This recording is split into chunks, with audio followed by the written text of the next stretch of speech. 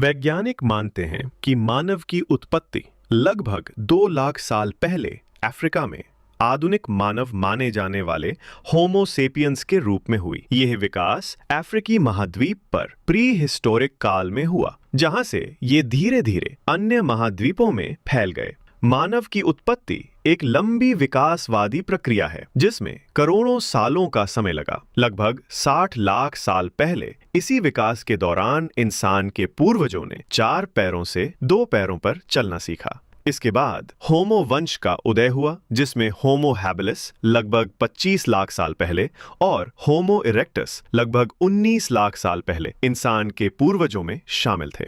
लाखों वर्षों तक चली इस लंबी प्रक्रिया के बाद लगभग 2 लाख साल पहले अफ्रीका में होमो सेपियंस यानी आधुनिक मानव प्रकट हुए। इनके साथ ही कपाल क्षमता में वृद्धि, हाथों का अधिक कुशल उपयोग और भाषा तथा संस्कृति का विकास हुआ।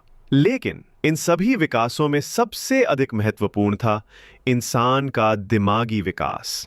कहा जाता है कि जब इंसान की प्रजाति ने 4 पैरों से चलना छोड़कर 2 पैरों पर चलना शुरू किया, तो उसके बाकी 2 पैर यानी हाथ अन्य कामों के लिए स्वतंत्र हो गए। 2 पैरों पर चलने से उसके मस्तिष्क का आकार बढ़ा, जिससे बुद्धि और गहन सोच का विकास हुआ। इस विकास की मुख्य वजह इंसान के दिमाग में न्यूरॉन्स की संख्या का बढ़ना माना जाता है। यही न्यूरॉन्स इंसान की सोचने समझने की क्षमताओं को लगातार आगे बढ़ाते रहे। इसमें इंसान के आहार का भी मुख्य योगदान रहा।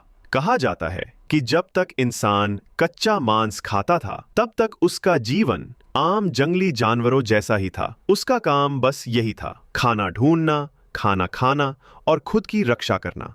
लेकिन जैसे ही इंसान ने भुना हुआ मांस खाना शुरू किया, तो उसके शरीर की ऊर्जा का बड़ा हिस्सा, जो पहले भोजन पचाने में खर्च होता था, अब सीधे उसके दिमाग को मिलने लगा। परिणाम स्वरूप उसकी सोचने समझने की क्षमता में वृद्धि हुई और इंसान ने विभिन्न विषयों पर गहराई से सोचना शुरू किया।